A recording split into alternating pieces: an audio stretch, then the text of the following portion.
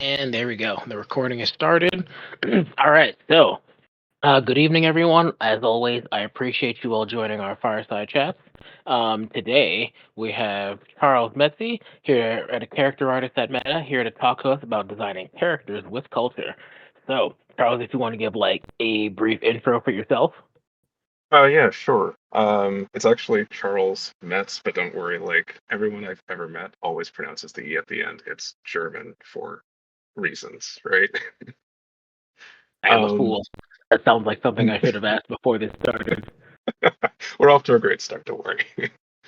Um, I've been a 10-year, this is actually my 10th year as a character artist in the industry.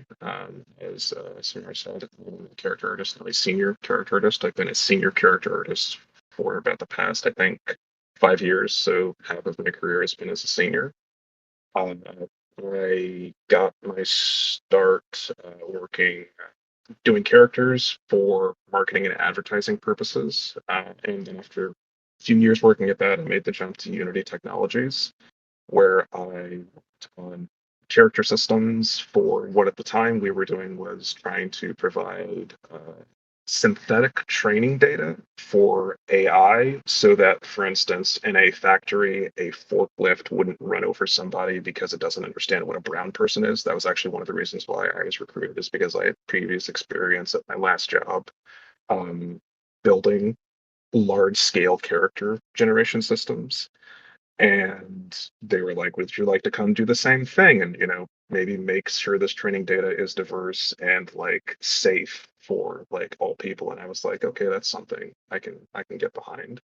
Okay. Got laid off from Unity at the start of like the big layoff waves and picked up a contract at Meta, which is where I am now, where I work on initially I worked on the big Style 2 update for all of the characters, where they went from the previous designs that everybody memed on to the designs they are now, which is, they're much more Disney-like in appearance. And Right. now I work on the skins team, creating skins, like you would see in Fortnite or any other 3D games for characters to buy in for people to buy in the shop to embody. Nice. And it's Um, been about so the your gist of it, yeah. your patent, is that from Unity or is that from Meta? So I have two patents. The first patent was I was lead inventor on that, and that was actually at the first major company that I worked at. They were a startup, and basically we were a super small team, and we needed a way to generate infinite faces or heads of any ethnicity at any age for what any client could want, for instance. If they didn't want to go through the issues of like hiring an actor and trying to like, cast someone, the idea was Yeah. that they could come to us and we could cast them whoever they wanted, however they wanted, for whatever their marketing project would be. And I ended up, because I didn't have any other choice, because there was no other way to do it. I basically told like my boss, if you just like leave me alone for like 3 months, I promise you I will build you an entire pipeline to get this done. And much to my surprise, they called my bluff and literally left me alone in a room for 3 months with a copy of Houdini. And in that time, I rebuilt the functionality of another piece of software in Houdini as like a practice thing.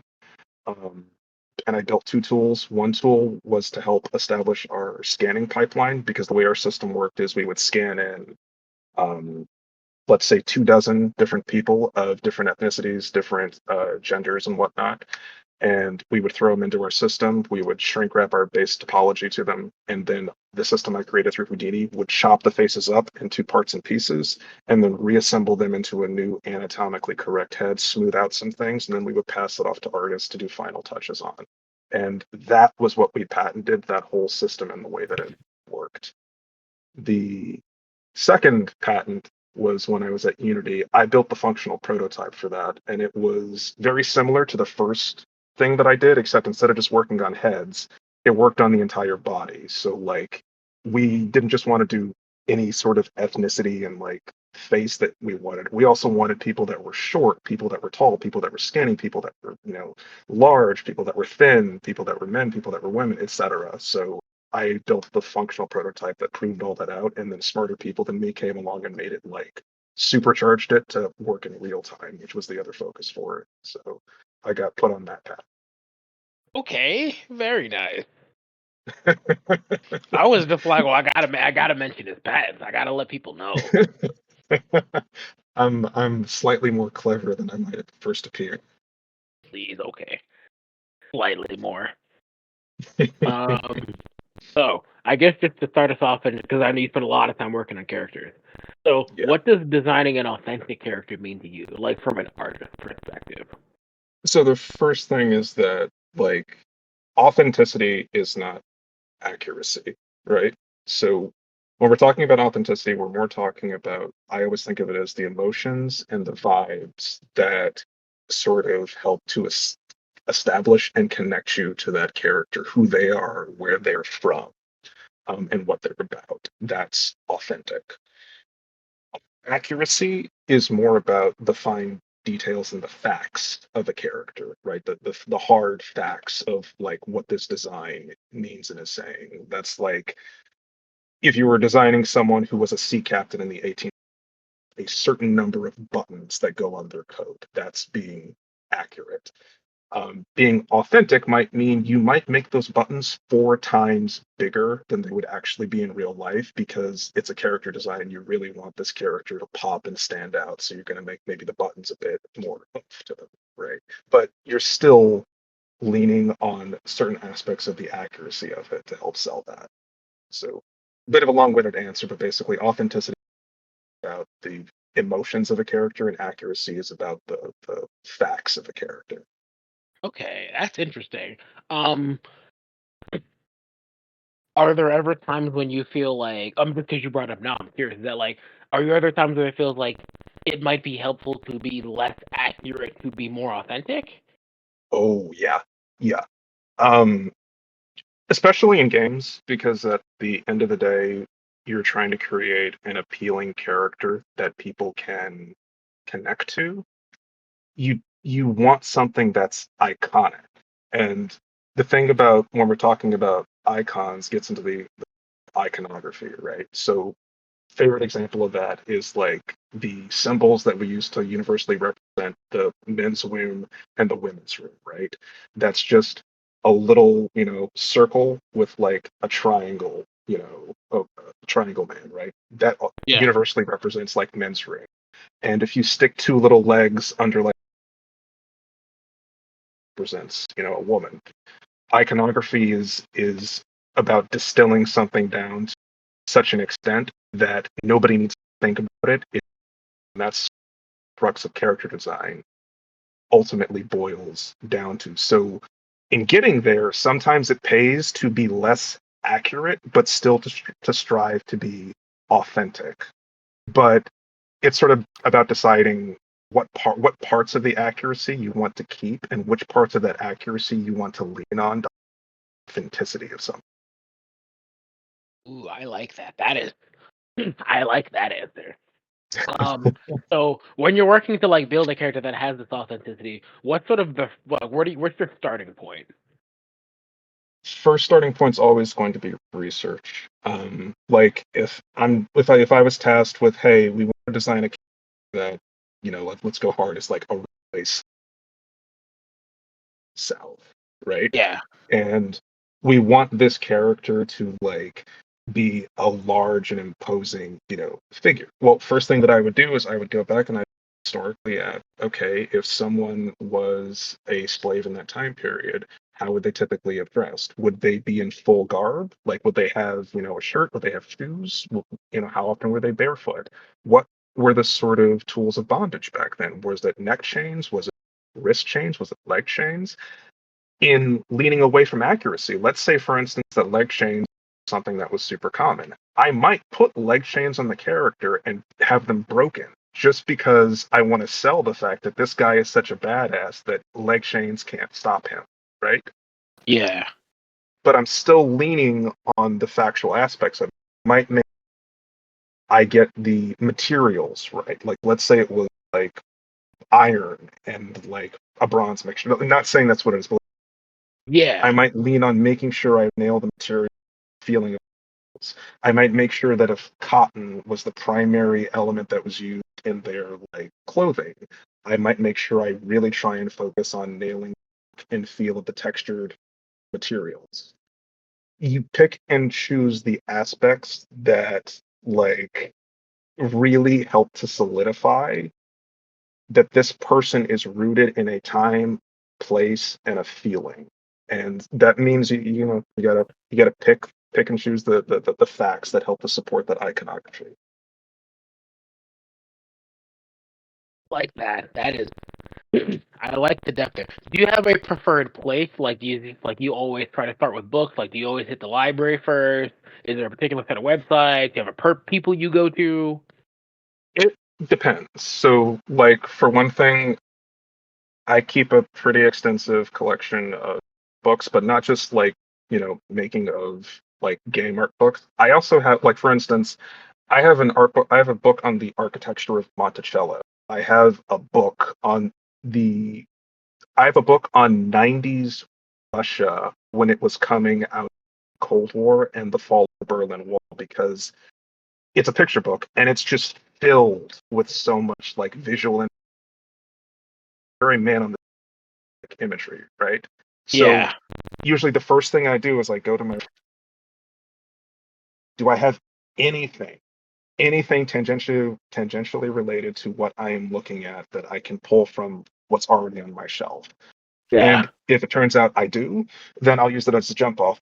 I'll try and like jot down some key points that then I want to go to like Google Images or Bing Images, whatever your preferred image search, tool is. Okay. And usually past that, because that's usually my foundation, right? Trying to get enough visual imagery going. And then usually the pieces that like really stand out to me, that's when I'd start doing my deep dives and start doing my reading. Like, oh, this sort of head wrap was used by women of a certain age in like the 90s or 80s of Russia because it harkens back to this time period and the materials that they had on kind of thing. And that might be like super interesting little factoid that then spins off into an like lean on to try and root it more in like that culture. Usually after that point, I then like to sort of deep dive into my own archives that I have just a hard drive. Like I've been collecting stuff off the internet for years. So at this point, my like personal archive is like thousands of images deep. And a lot of that stuff might be from fashion designers. And I always think it's really, really a good idea to once you have your elements and you sort of have a decent understanding of the time, the period, and the place that this character inhabits, go look at some crazy off the wall fashion designs way that life character, right? It's literally real life character. Take some inspiration from if at all appropriate or applicable. Maybe they're wrapping the garments in a particular way. Maybe they're the way they design boots or shoes or even the hairstyles that might connect something in what you're researching and can really help you elevate your design to another level while still making sure you focus on carrying across elements that you've just been digging through. Ooh. That is a really interesting process. I think in particular starting with the books because it's not like you're going to Google and just saying like, like just say like woman Russia 90s. It's like you're Oh, searching for yeah. very particular things about like, about like their hometowns and cities and things like that, which naturally just leads to much more targeted results. Yeah, exactly. Like I like to try and see if there's anything in my reference shelf just so that I'm not shooting at a wall, just because you can still do it, don't get me wrong, but it's just Yeah, going to take longer and you might be digging, you know, barking up the wrong tree. So if you collect, not art books or even just books in general that have right. entry in them, I like going to thrift and just browsing their shelves because the stuff that people they no longer find use in, you can find so much use in as an artist. Like old issues of National are a gold mine if you're trying to like focus on character design because all that National did, especially they were a bigger outlet, which is put people on a plane and say, go here and just take a bunch of of everything you see. Yeah. Oh, I'm writing that down for myself. I like that. Um, no, no, no. That's a really good plan. And it's an affordable plan too to like really like expand your like character design thought process. Yeah, and a Um, lot of that stuff is actually archived on. I'm pretty sure if you went to the archives, they probably have back issues of National Geographic. You can peruse like probably whole collections of them. um, have you ever like collaborated with your coworkers to sort of like build that like authentic look of a character like together? So usually, if I'm in a meeting with, I'll nudge and poke and try to. I'm the guy that slaps hands sometimes just to make sure that like we're not doing anything stupid.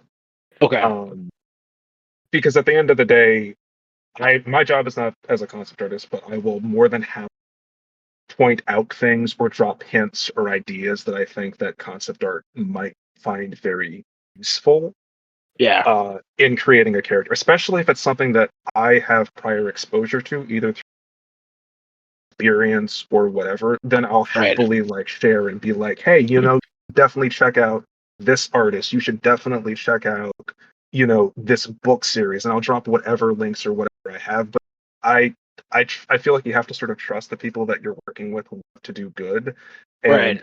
and aid them as much as you can in achieving that greatness. And sometimes, like I said, I'm the guy that slaps hands. It might be, no, don't put sombreros on the Latin.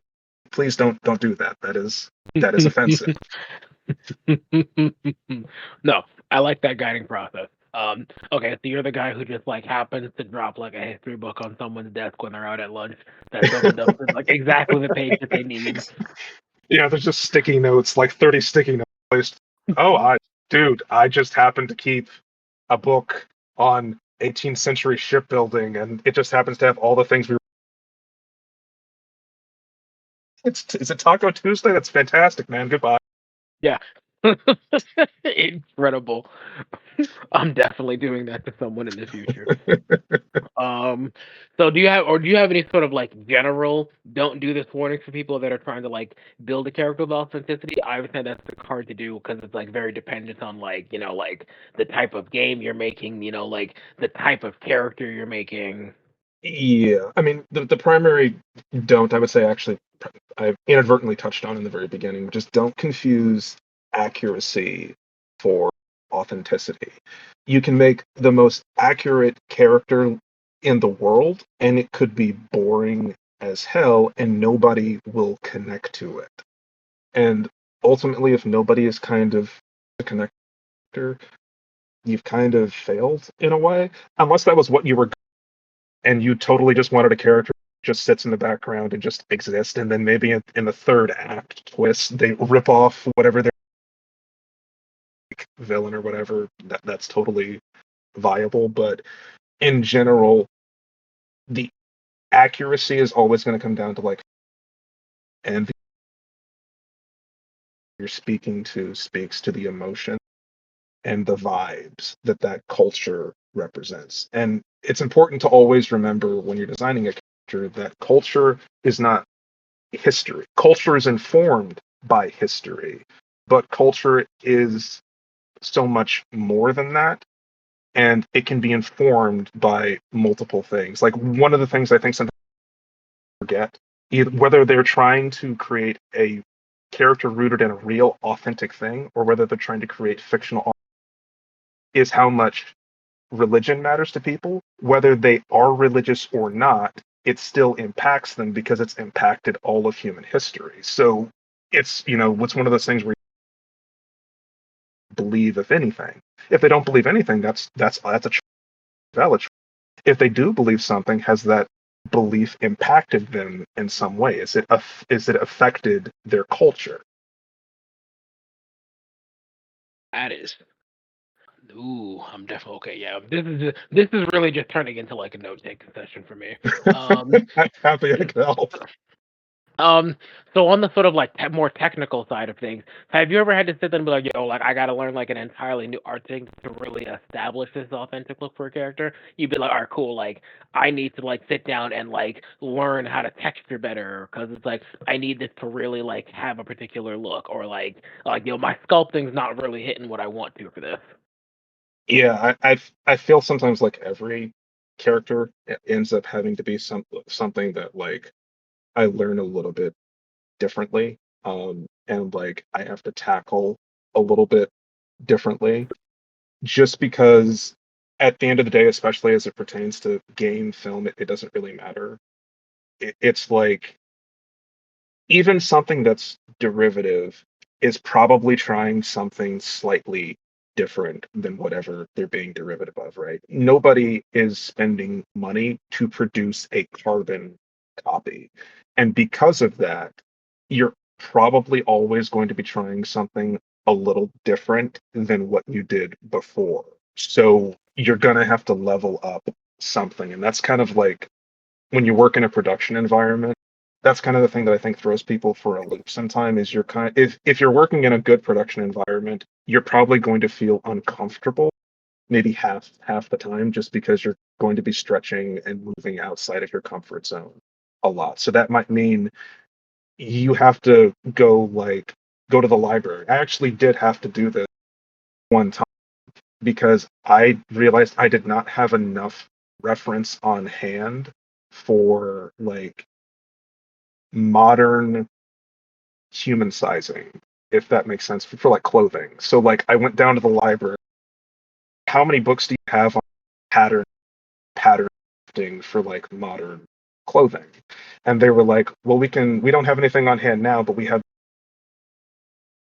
these other books on like order for you. So like I came back 2 weeks, picked up these books, and I spent like a solid 2 weeks just reading everything I could on like sewing and how garments are assembled and what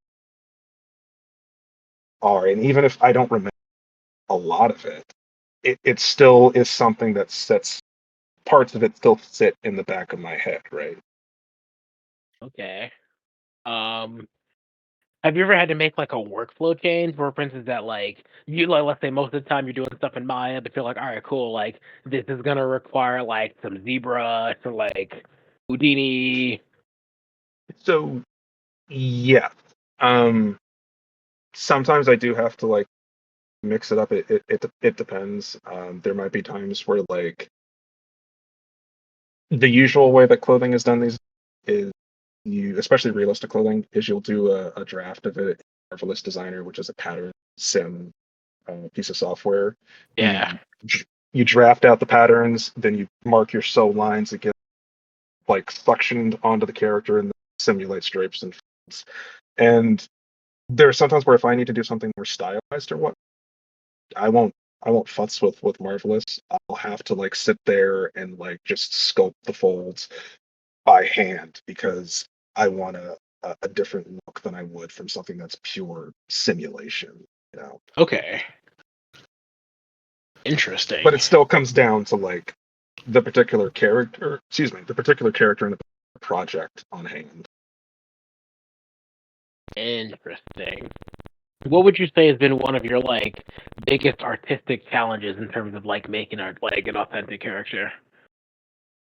So we actually had something similar to this like kind of thing pop up at work a few weeks ago, where someone was well, concept artist was sort of on some Asian themed and inspired skins, and they had taken a bunch of different elements. You know, the one element they took was the Neko cats, those or Yeah. Nico cats. I never know how you pronounce those little ones in the Yeah. shop that like have their little paw up and are supposed to bring good luck. They'd Yeah. taken some kabuki theater masks. They'd taken some samurai, and you know their brain had sort of thrown everything in a and spit out this really like intense striking. And someone you know kind of pointed out like on the team like, hey, just FYI, all of these elements all together, especially with how intense this character, it might come across offensive. Um, and truth be told, the dude was not at all trying to like be like. He's actually a super sweet. chill like dude, but Yeah. inadvertently, because he was just picking and pulling and sort of slamming them together to just turn out an idea, he had stumbled into something, that was a no-no, so to speak. So, we had to end up walking. He ended up having to walk back to the design and tweaking and adjusting things so that it didn't feel so over the top. So it made me think of that just from the standpoint, like, it's really easy to walk down the wrong path inadvertently. So in terms of trying to create something authentic, that kind of goes back to the whole authentic and accuracy thing again. Like, Right. everything he picked was accurate, right?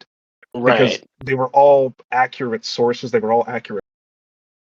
But the final thing that he got didn't really feel authentic. It felt like a character. It felt like a pastiche of like different things. Yeah.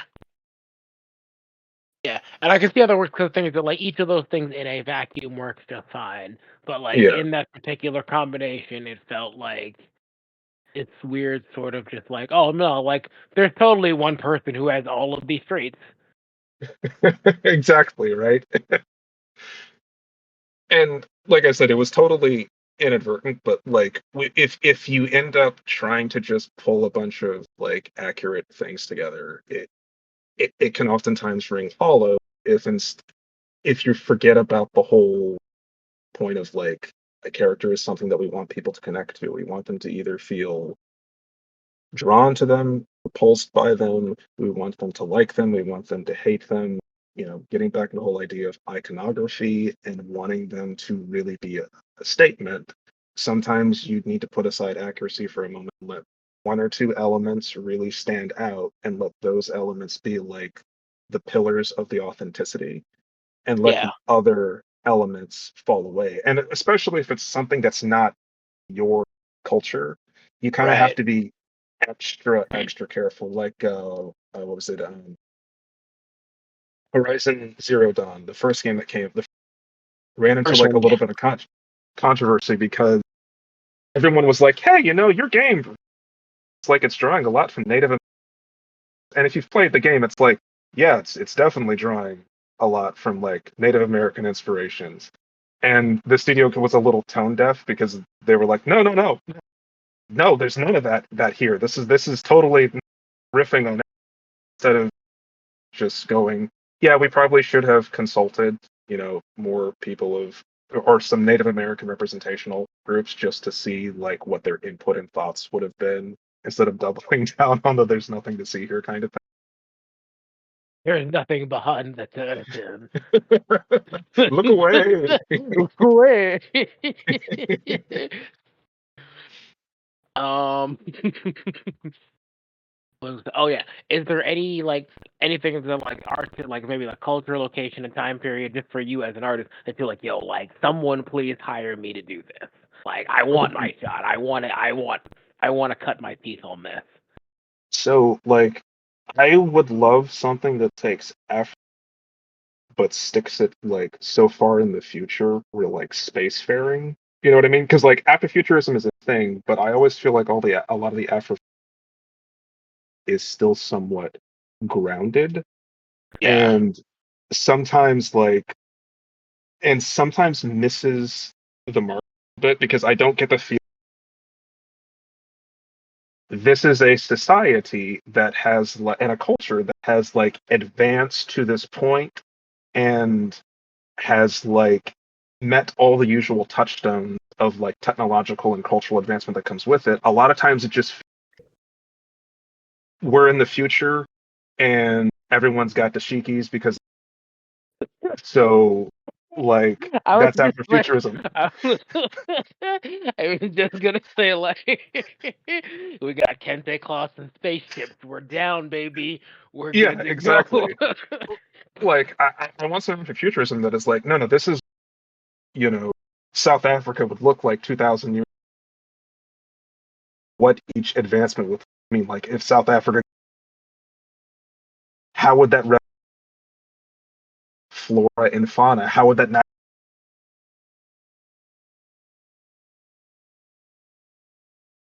They're maybe they are like advanced, but like I want something that just goes batshit, balls to the wall, so to speak. Yeah, no. I'm gonna just write that down as I'm like, all right, cool. when I want a really hard challenge, I'm like, just pitch you this and be like, all right, cool. Now I can poach him from wherever he's working. This is the dream. Let's see. Was there anything else I wanted to ask you? I think we covered all of my questions, and now I want to open it up to everyone else. If anyone had any questions, let me just give through.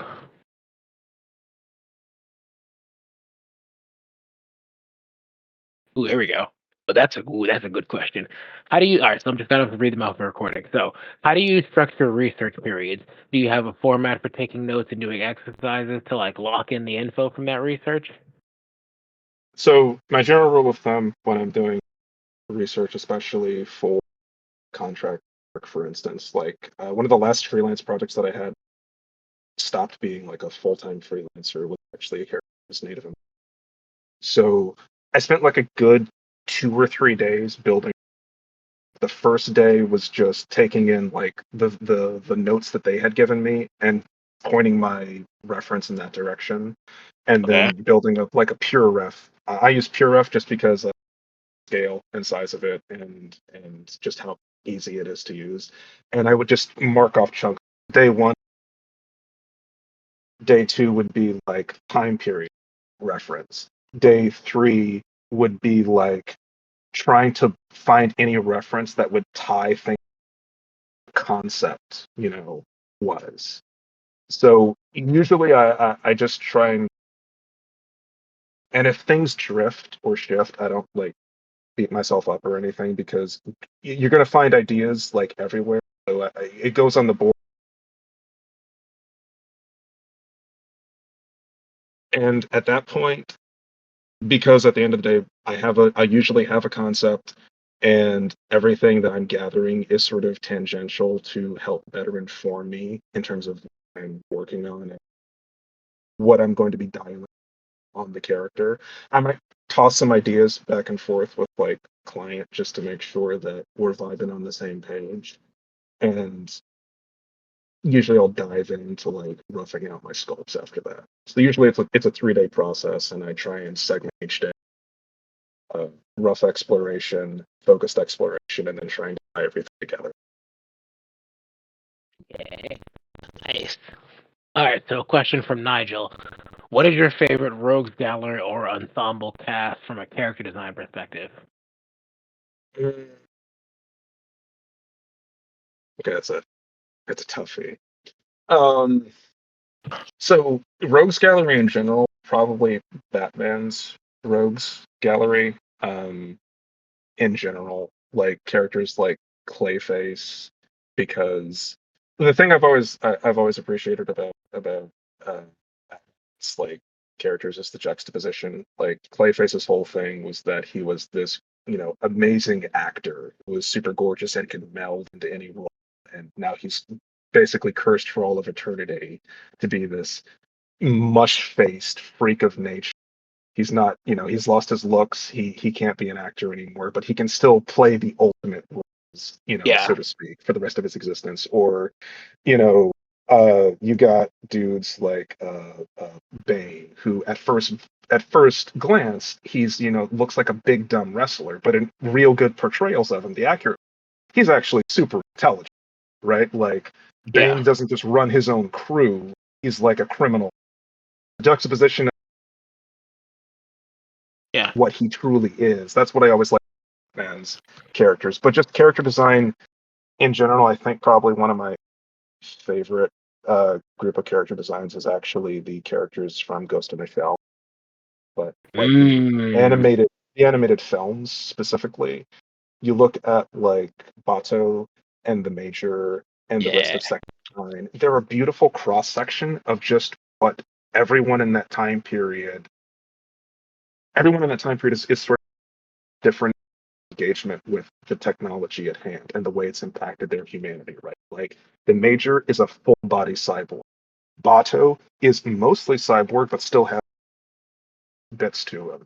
And then you Yeah. have other characters like Togusa, who does not have any, cybernetics. Or you have the chief, cyber, but still has his like old short man like bit going on. And that's something that I've always liked about like the way Ghost in the Shell does. It's a beautiful like the world and the society and the culture that they built into that universe. It's funny that you pick Gits because I'm watching 2045 right now. Not like literally Uh, as we're talking, but like I'm going through it right now, and I'm like, oh, that's it. right? Like when you stop and Yeah, think about it, right? yeah. Because it's not like I mean that's another thing. Like I remember, like like Togusa being like the only one who's like not doesn't have any cybernetics. hmm Because that's the thing that And like then comes up in like the plot. and then you got dudes like Bato, who is like he's almost as much of a tank as the Major, but like he still hasn't made that full to just completely replacing all of his body. He still lifts, Yeah, even though his arms aren't real, dude. You don't need yeah. to his humanity. Uh, oh, here we go. Another from Mattia. How much do you work with rigging tech art teams, and how has your communication with that team changed or like improved? How has it gone? How has it like evolved as you've moved up in seniority?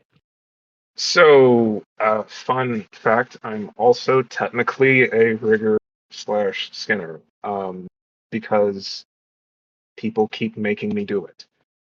So I I am the technical artist. I am the technical art team. so like I've done a lot of skinning style 2 thing with the avatars at Meta. I rigged and skinned something like more than 100. It was either between 100 for hair alone. On the character skins team that I'm working on, I do a lot of rigging and skinning for each of the characters. So like I'm very close with the rigging and skinning teams, usually because I'm working right alongside them. I'm a little bit of a unicorn in that I can wear a tech art hat and a artist hat. That's sort of why like I have the patents, is because especially nowadays, a lot of artists are kind of art, right? Like I just sculpt the character, I just make the model and like do the textures, and there aren't a ton of art. Let me open up Houdini and see if I can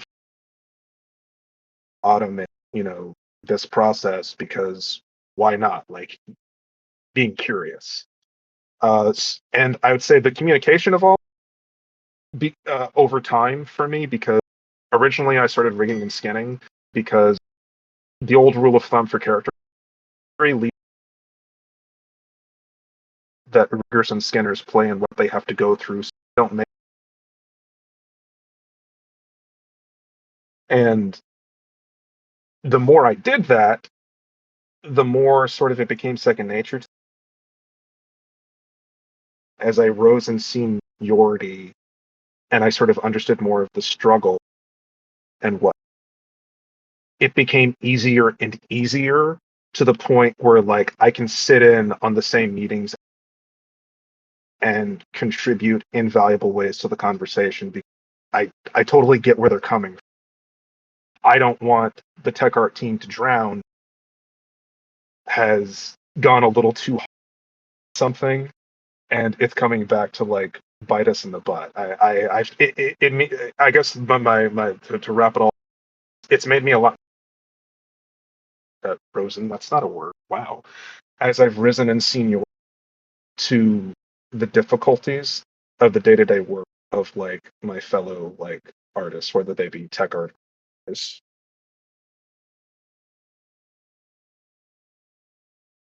Nice.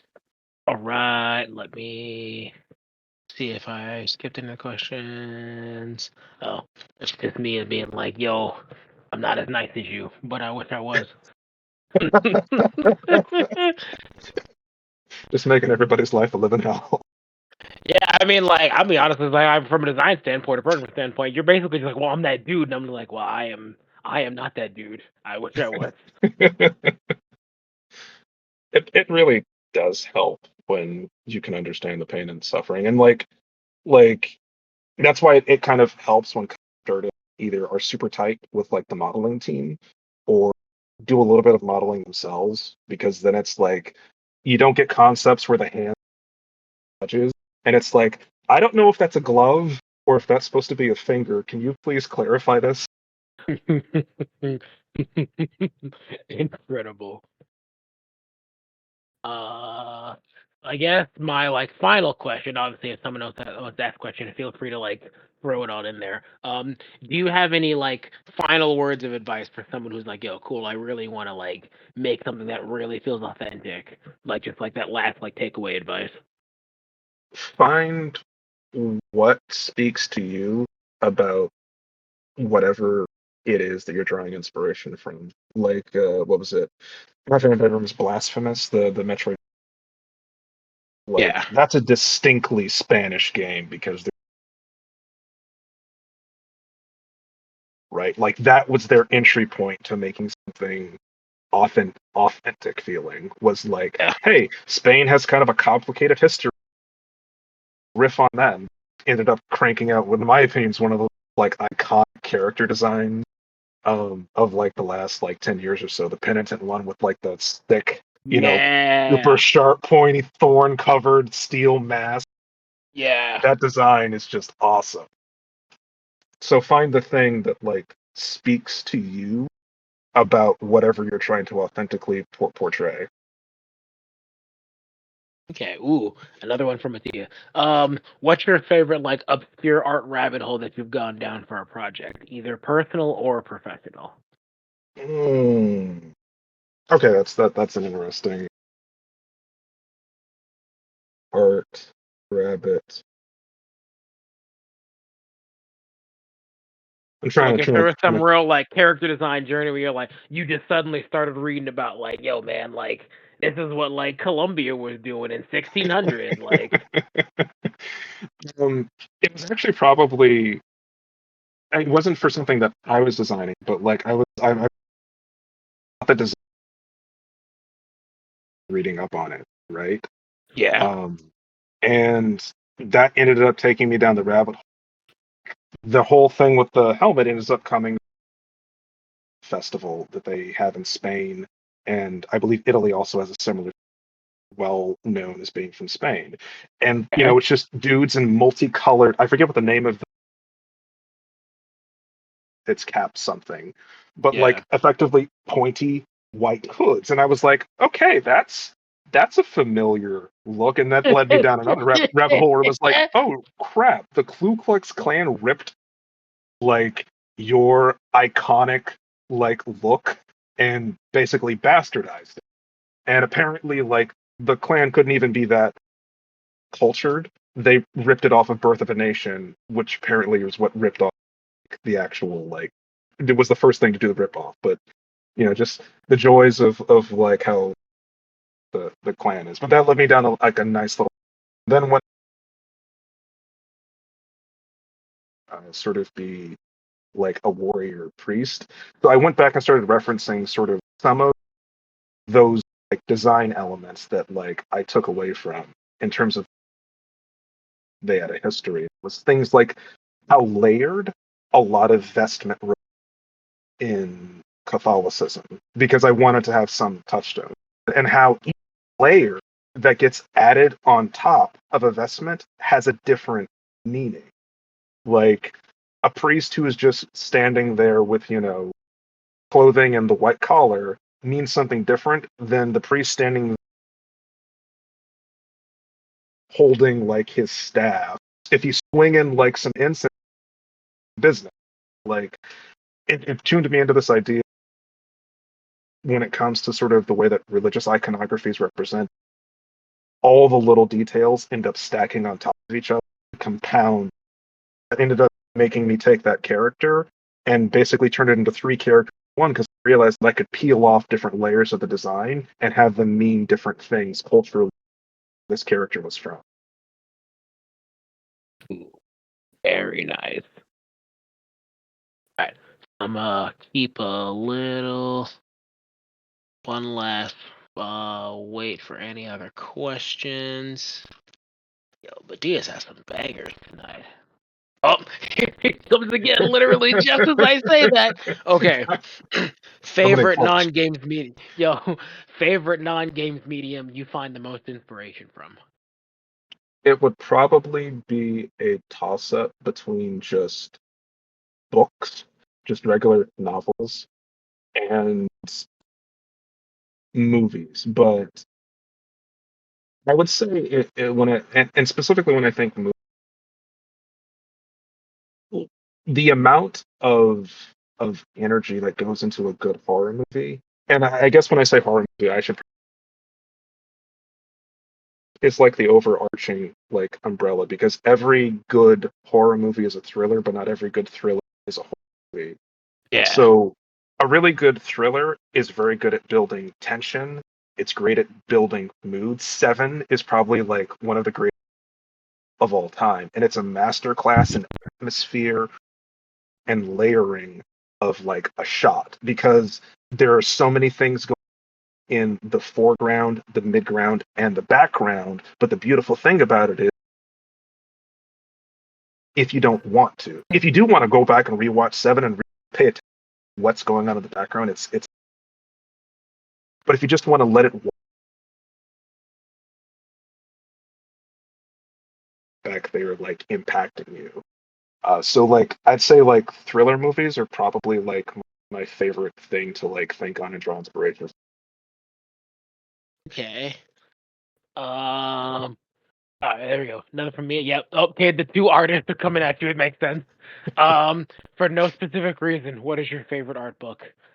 Oh yeah, that's an If I don't have interesting. it on the library, I'll probably go run out and buy it. Just because all the stuff you said that I'm gonna be honest with you.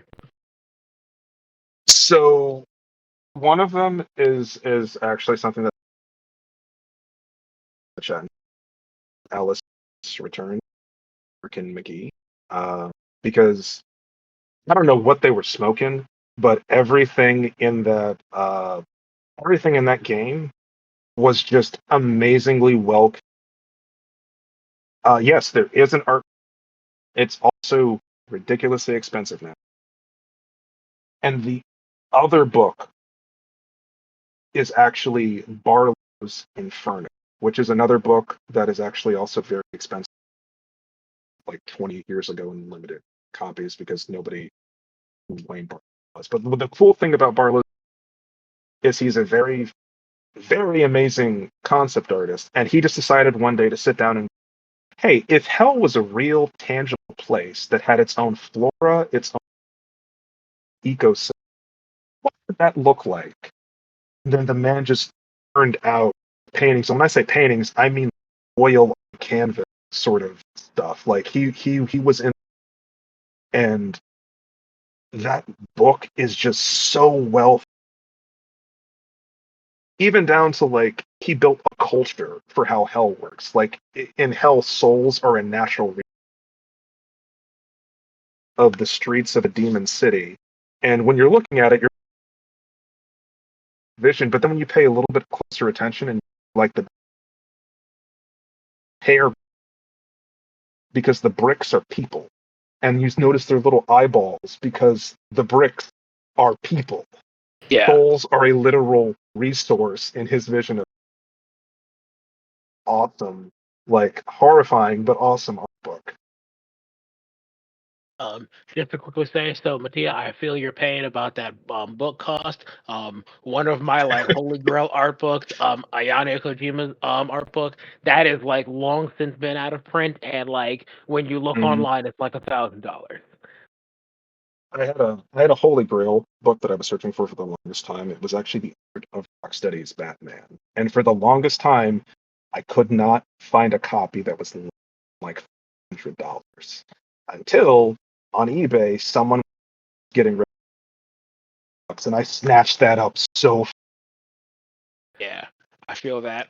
Uh, I figured for me that like lucky thing was Mega Man Battle Network because like they had the book when the game came out, and then it was out of print, and then it went up to like $400, and then like some point randomly like in like the So I want to say it was like maybe like 2015, it was like 2017. They just randomly decided to do a reprint, and then like the reprint was at $40 again. So I was like, I'm not missing this chance.